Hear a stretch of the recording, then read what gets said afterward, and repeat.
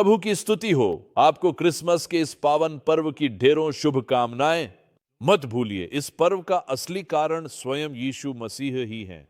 कृपया मेरे साथ यशायाह अध्याय 9 खोलिए और मैं पद 6 और 7 पढ़ना चाहता हूं। यह एक भविष्यवक्ता की भविष्यवाणी थी जो भविष्यवक्ता यशायाह ने यीशु मसीह के वास्तविक जन्म से लगभग 700 साल पहले की थी। और अब 2000 साल बाद हम उस सबसे महान उपहार का उत्सव मना रहे हैं जो परमेश्वर ने मानव जाति को दिया, अपने अनमोल पुत्र यीशु मसीह को। यशायाह अध्याय 9 पद 6 और 7। हमारे लिए एक बालक उत्पन्न हुआ, हमें एक पुत्र दिया गया है और प्रभुत्व निश्चित रूप से उसके कंधों पर होगा और उसका नाम अद्भुत सलाहकार कहलाएगा, महान शाश्वत उद्धारकर्ता, पराक्रमी और महान परमेश्वर, अनंत पिता, दयालु, शांति का राजकुमार, सदा विजयी। उसके राज्य और शांति की वृद्धि का कोई अंत न होगा और यह वृद्धि सदैव निरंतर बनी रहेगी।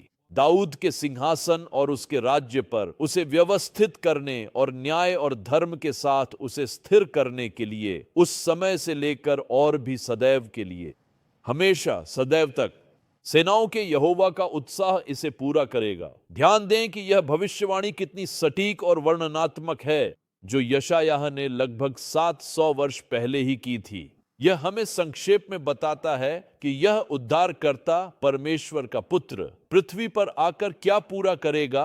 हम में से प्रत्येक के लिए इस मौसम में मैं आपको 3 महत्वपूर्ण सच्चाइयों की याद दिलाना चाहता हूं। सजावट, प्लम केक और नए कपड़ों के लिए परमेश्वर का हृदय से धन्यवाद करें। हर चीज के लिए परमेश्वर का धन्यवाद करें, लेकिन इन सभी बाहरी उत्सवों के बीच जिनमें हम शामिल होते हैं, यह न भूलें कि क्रिसमस का वास्तव में एक गहरा अर्थ है, एक गहरी आध्यात्मिक समझ है। महत्वपूर्ण क्रिसमस का संदेश आशा की सच्चाई के इर्द गिर्द दरअसल घूमता है। वह धन्य आशा, आत्मविश्वास जो हम प्राप्त कर सकते हैं, वादा जिससे हम इस मौसम में चिपके रह सकते हैं, वह अद्भुत है। मैं इस समय 3 सरल सच्चाइयां साझा करना चाहता हूं। पहली, परमेश्वर की उपस्थिति में एक आशा। आखिरकार परमेश्वर ने इस सुंदर उद्धार की योजना आखिरकार क्यों ही बनाई? अपने पुत्र को इस संसार में एक कुंवारी से जन्म दिलाकर ठीक तुम्हारी और मेरी तरह एक इंसान के रूप में जन्म लेने के लिए। आखिर क्यों? क्योंकि परमेश्वर वास्तव में यह दोहराना चाह रहे थे। परमेश्वर इस महत्वपूर्ण तथ्य पर जोर देना चाह रहे थे कि वह हमारे बीच निवास करेंगे। यशायाह 7:14। इसलिए प्रभु तुम्हें चिन्ह देंगे। यशायाह अध्याय 7 पद 14। इसलिए प्रभु स्वयं तुम्हें एक चिन्ह देंगे। देखो, एक कुंवारी गर्भवती होगी और एक पुत्र को जन्म देगी और उसका नाम इम्मानुएल रखेगी, जिसका अर्थ है परमेश्वर हमारे साथ सदैव। इस क्रिसमस के मौसम में थोड़ा खास, कृपया थोड़ी देर के लिए आपका ध्यान पेड़ या उपहारों पर न रहे, बल्कि परमेश्वर पर ध्यान दें, क्योंकि परमेश्वर की उपस्थिति ही क्रिसमस का असली उद्देश्य है। हमें ऐसा परमेश्वर देने के लिए जिसके साथ हम चल सकें, बात कर सकें, जो जानता है कि हम जीवन में क्या झेल रहे हैं। दूसरों के विपरीत हमारा परमेश्वर हमारी पीड़ा जानता है। वह जानता है कि लंबे थकाऊ दिन के बाद पसीना बहाना और रेगिस्तान में लंबी दूरी चलने के बाद घुटनों या पैरों में दर्द कैसा लगता है। वह जानता है हम किस द्वार से गुजर रहे हैं। क्या आपने सोचा? इसीलिए इम्मानुएल, परमेश्वर हमारे साथ, परमेश्वर का नाम नहीं है, यह उस नाम को एक व्यक्ति का रूप देता है। सही, इसमें एक व्यक्तित्व जुड़ा है, इसमें एक चरित्र जुड़ा है, इसे मत भूलिए। दूसरा बिंदु, अब हमारे पास इस चित्र में एक व्यक्ति होने की आशा ही नहीं है, बल्कि हमारे पास परमेश्वर के व्यक्ति में आशा है। यशायाह 9:6। क्योंकि हमारे लिए एक बालक उत्पन्न हुआ, हमें एक पुत्र दिया गया और प्रभुता उसके कंधे पर होगी और उसका नाम अद्भुत सलाहकार, पराक्रमी परमेश्वर, अनंत पिता, शांति का राजकुमार कहलाएगा। क्या ही अद्भुत प्रतिज्ञा है। 700 साल पहले भविष्यवक्ता यशायाह के माध्यम से यह भविष्यवाणी की गई थी जो मैंने अभी सिर्फ पढ़ा। 700 साल पहले जानते हैं जिसके बारे में मैं बात कर रहा हूं, वह प्रतिज्ञा निभाने वाला है। हमारे पास वही परमेश्वर है, इसे मत भूलिए। शायद आप इस समय अच्छा क्रिसमस नहीं मना रहे हैं, शायद आपके परिवार में किसी की मृत्यु हुई है, या शायद आपका व्यवसाय अच्छा नहीं चल रहा और आपके पास उतने पैसे नहीं हैं जितने पिछले साल थे। शायद किसी ने आपको छोड़ा या अस्वीकार किया। मुझे नहीं पता आपकी परिस्थितियां हैं परमेश्वर के बच्चे, लेकिन ये मत भूलिए, इस परमेश्वर का स्वभाव हमेशा अपनी प्रतिज्ञा निभाना है। अगर उसने वह प्रतिज्ञा निभाई जो परमेश्वर ने यशायाह को 700 साल पहले दी, तो 2000 साल बाद भी हम उस प्रतिज्ञा को थाम सकते हैं। एक नन्हा बालक जन्मा है, यह उसकी पूर्ण मानवता की बात करता है। एक पुत्र दिया गया है, यह उसकी दिव्यता की बात करता है। इसे मत भूलिए, वह 100% परमेश्वर और मनुष्य बनकर आया। हमारे पास मसीह में एक स्वभाव है जो कभी असफल नहीं होता, वह प्रतिज्ञा निभाने वाला है। क्रिसमस का असली गहरा किस्सा जन्म की कहानी नहीं है। क्रिसमस उद्धार की महान, अद्भुत और महत्वपूर्ण योजना की शुरुआत है। यशायाह 53 के 4 और 6 पद देखिए। उसने हमारे दुख सह लिए और शोक उठा लिए पूरी तरह, फिर भी हमने उसे परमेश्वर का मारा पीटा और दुखी ही समझा, क्योंकि वह हमारे अपराधों से घायल हुआ, हमारे अधर्म से कुचला गया। हमारी शांति का दंड वास्तव में उसी पर पड़ा, और उसकी छोटों से, जैसे कि लिखा है, हम सब वास्तव में भेड़ों की तरह भटक गए थे। हम में से हर एक ने अपनी ही राह धीरे धीरे पकड़ ली थी, परंतु यहोवा ने निश्चय ही हम सब की अधर्मता उसी पर ही डाल दी थी। क्या आप समझ पा रहे हैं कि मैं क्या कह रहा हूं? क्रिसमस यह स्पष्ट रूप से सिद्ध करता है कि यीशु मसीह हमारे लिए स्थानापन्न और पूर्ण पवित्र प्रेमी बलिदान थे।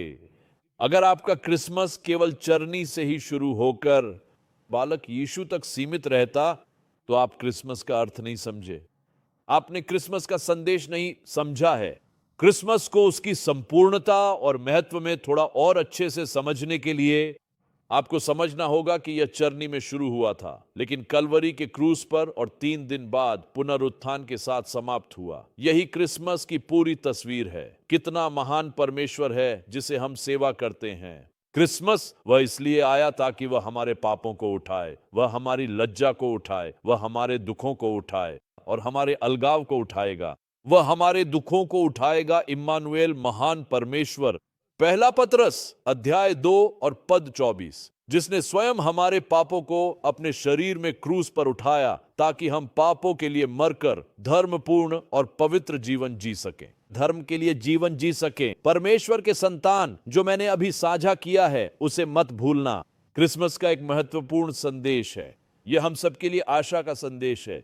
परमेश्वर मनुष्य के रूप में आए, एक कुंवारी से जन्मे और 33 और आधा वर्ष तक, यहां तक कि जीवित रहे, अपने पिता के मिशन को पूरी तरह से पूरा किया और कलवरी के क्रूस पर मरे ताकि छुटकारे का मार्ग प्रदान कर सकें। क्या आप अक्सर खो गए हैं?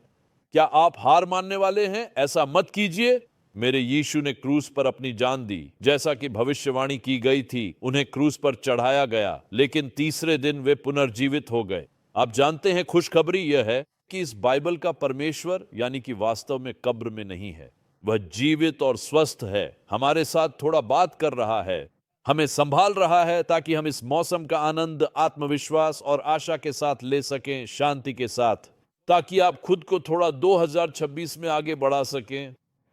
आशा कि जिस परमेश्वर ने आपको यहां तक पहुंचाया है, वह आपकी कल्पना से अधिक आपके लिए कर सकता है, अपनी महिमा के लिए। मैं जो कुछ अभी साझा किया उसका संक्षेप में बताता हूं। क्रिसमस वह मौसम है जब हम परमेश्वर के व्यक्तित्व पर ध्यान केंद्रित करते हैं। मेरी आशा किसी और चीज पर नहीं, केवल यीशु मसीह पर टिकी है मेरी आशा। दूसरी बात, मेरी आशा उनके स्वभाव पर आधारित है। जो वादा निभाने वाले परमेश्वर हैं, वे कभी असफल नहीं होंगे। वादा नहीं है जो परमेश्वर ने किया हो और पूरा न किया हो। मैं रास्ता बनाऊंगा, उन्होंने बना दिया। मैं तुम्हें आनंद दूंगा, उन्होंने हमें दिया। ऐसा कोई वादा नहीं जिसे उन्होंने निभाया ना हो। तीसरी बात, उन्होंने कीमत चुका दी। क्रिसमस पर, कलवरी पर वह बिल चुका दिया गया था। इस मौसम का आनंद परमेश्वर के साथ लें। इम्मानुएल आपके साथ है, इसका आनंद लें और यह संदेश जितने लोगों तक पहुंचा सकते हैं पहुंचाएं। परमेश्वर की महिमा के लिए, क्रिसमस के असली उद्देश्य पर ध्यान केंद्रित करने के लिए। हे स्वर्गीय पिता, मैं आज एक बार फिर तेरा धन्यवाद करना चाहता हूं। तेरे अनमोल पुत्र यीशु मसीह के लिए धन्यवाद। कई बार हम सजावट, कपड़ों और बहुत सी चीजों पर ध्यान केंद्रित कर लेते हैं और आपको नजरअंदाज कर देते हैं। हमें खेद है, हमें खेद है। आज संकल्प लेते हैं, क्रिसमस का केंद्र बिंदु आप ही होंगे।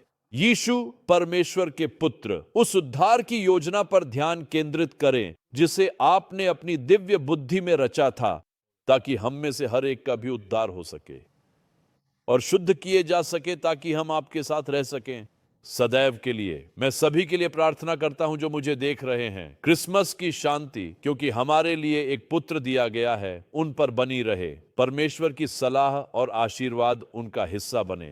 इस महान परमेश्वर की सामर्थ्य उन पर बनी रहे और धर्मी न्यायाधीश उनकी सभी आवश्यकताओं व निर्णयों को पूरा करें। यीशु के नाम में हे प्रभु, आमीन।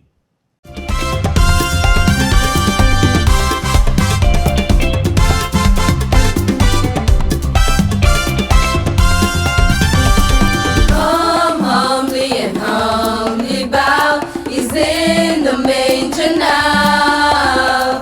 Come humbly and humbly bow. He's in the manger now. Come humbly and humbly bow. He's in the manger now. Come humbly and humbly bow. He's in the manger now. A king is born this day in Bethlehem. Hallelujah. Oh, hallelujah. No crown is worn, but angels worship him. Hallelujah. Almighty God, so meek, so mild. Salvation comes through this holy child. A king is born, everybody praise his name. A king is born, he will never be the same. The tiny Lord, reaching out his mighty hand. A king is born this day in Bethlehem. A king is born, everybody praise his name. A king is born, he will never be the same. The tiny Lord, reaching out his mighty hand. A king is born this day in Bethlehem. This day in Bethlehem. This day, Bethlehem.